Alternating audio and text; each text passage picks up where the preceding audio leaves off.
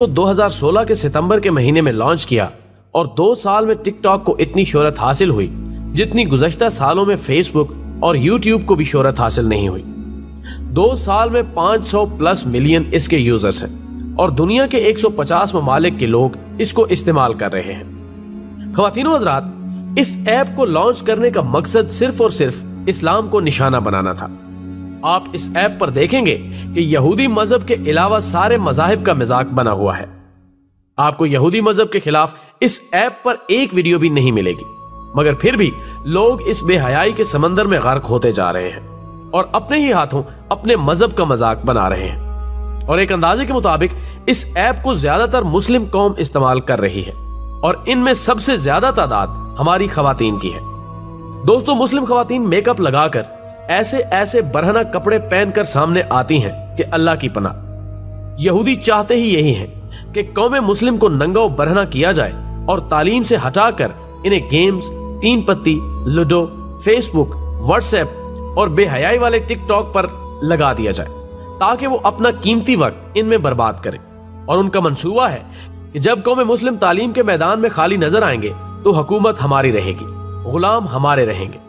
ख़वातीनो हज़रात, हमारे प्यारे नबी मोहम्मद सल्लल्लाहु अलैहि वसल्लम ने रो रो कर इरशाद फरमाया था कि मैं तुम्हारे घरों में फितनों की जगह इस तरह देखता हूँ जैसे बारिश गिरने की जगहों को। दूसरी जगह इरशाद फरमाते हैं, अमाले साला में जल्दी करो कबल इसके कि वो फितने जाहिर हो जाएं जो तारीक रात के टुकड़ों की मानंद होंगे। और इन फितनों का असर होगा कि आदमी सुबह को ईमान की हालत में उठेगा और शाम को काफिर बन जाएगा, और शाम को मोमिन होगा तो सुबह को कुफर की हालत में उठेगा, नीज अपने दीनों मजहब को दुनिया की थोड़ी सी मता के एवज बेच डालेगा। सही मुस्लिम। नाज़रीन गिरामी, आज हमारा बच्चा बच्चा नेट के इस्तेमाल को जानता है। नेट के इस्तेमाल से जितना फायदा उठाना चाहिए उससे कई गुना ज्यादा इंटरनेट का गलत इस्तेमाल हो रहा है। आज हमारी मुस्लिम खवातीन घर में रहकर वो काम करती हैं जो तवाइफ औरतें बाजार में भी नहीं करती। जब वो लाइव आकर अपने हुस्न की नुमाइश करती हैं तो उन्हें देखकर नबी आखिर ज़मां सल्लल्लाहु अलैहि वसल्लम की वो हदीस याद आ जाती है कि 2 गिरोह ऐसे हैं जो अहले जहन्नुम में से हैं, लेकिन मैंने उनको नहीं देखा। एक तो वो लोग होंगे जिनके पास गाय की दुमों जैसे कोड़े होंगे जिनके साथ ये लोगों को मारेंगे, और दूसरी वो औरतें होंगी जो कपड़े पहनकर भी नंगी होंगी। यानी या तो बारीक लिबास होगा जिसकी वजह से जिस्म नजर आ रहा होगा, या फिर ऐसा लिबास पहना होगा जिससे उनके जिस्म का कुछ हिस्सा ढांपा हुआ होगा और कुछ नंगा होगा। मर्दों को अपनी तरफ मायल करने वाली और खुद मर्दों की तरफ मायल होने वाली होंगी। उनके सर ऐसे होंगे जैसे कि खिरासानी नस्ल के ऊंट के कोहान होंगे। दोस्तों, मेरे ख्याल के मुताबिक यहां सर के बालों के नित नए फैशन और स्टाइल की तरफ इशारा है। इसके अलावा हदीस के अल्फाज हैं, ये औरतें ना तो जन्नत में दाखिल होंगी और ना ही इसकी खुशबू पा सकेंगी, हालांकि जन्नत की खुशबू इतने इतने फासले से महसूस होगी। ख़वातीनो हज़रात, आज बिनते हवा नंगा नाच रही है। इब्ने आदम अपनी हवस बुझाने के लिए चिस्कियां ले लेकर देख रहा है। इस्लाम ने औरत को एक पाकीज़ा निजाम दिया है जिसमें इसकी भलाइयां छुपी हुई हैं। इस्लाम ने औरत की हिफाजत की खातिर उसे मस्जिद में जाने से रोक दिया, अजानो अकामत से रोक दिया, हज के दौरान ऊंची आवाज में तलबिया कहने से रोक दिया, ऊंची आवाज में कुरान पढ़ने से रोक दिया, ऊंची आवाज से नबी सल्लल्लाहु अलैहि वसल्लम की नात पढ़ने से रोक दिया, ताकि इनकी आवाज गैर महरमों से महफूज रहे और दिलों में मालाल पैदा ना हो।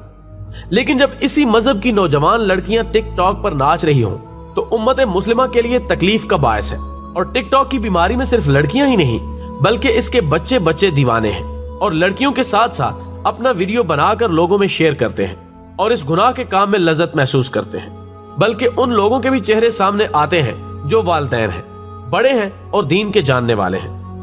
दोस्तों, जब हमारे रहनुमा ही ऐसे कामों में लग जाए तो समझ लेना कि कौम तनज़्ज़ुली का शिकार हो चुकी है।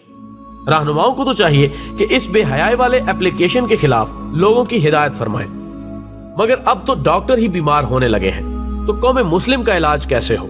नाज़रीन, आज हमारी कौम को हमारे नबी की सीरत पसंद नहीं, हमारी कौम की बच्चियों को पर्दा पसंद नहीं, हमारे मुस्लिम लड़कों को चेहरे पर दाढ़ी रखना पसंद नहीं।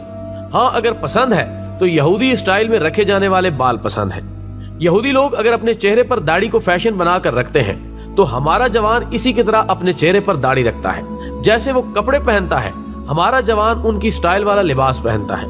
हमारी बच्चियों को नकाब पसंद नहीं वो नकाबो पर्दे को दकियानूसी ख्याल करते हैं। अगर कोई यहूदी लड़की तंगो चुस्त लिबास पहनती है तो हमारी बच्चियां इसी तरह का लिबास खरीद कर पहनती हैं, मर्दों की तरह बाल कटवाती हैं। ये सब क़यामत की निशानियां हैं जो वजूद में आ रही हैं। जो बच गया वो अमन पा गया। अपने घर वालों की हिफाजत कीजिए और सीरत मुस्तफा पर चलने का आदी बना दीजिए। इंशाअल्लाह वो कभी नहीं भटकेगा। दोस्तों, वीडियो पसंद आने की सूरत में इसे ज्यादा से ज्यादा लाइक करके हमारी हौसला अफजाई करें और इसे फेसबुक और व्हाट्सएप पर अपने दोस्तों के साथ भी शेयर करें। हमारी अगली वीडियो आने तक अपना और दोस्तों का ख्याल रखें। अल्लाह हाफिज।